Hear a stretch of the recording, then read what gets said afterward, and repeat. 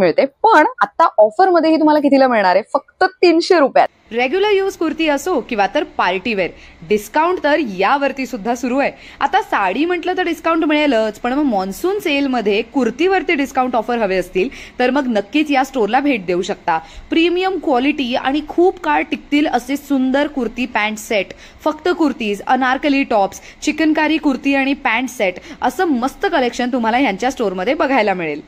4900 ची कुर्ती आहे आणि फ्लॅट आपल्याला 40% डिस्काउंट आहे.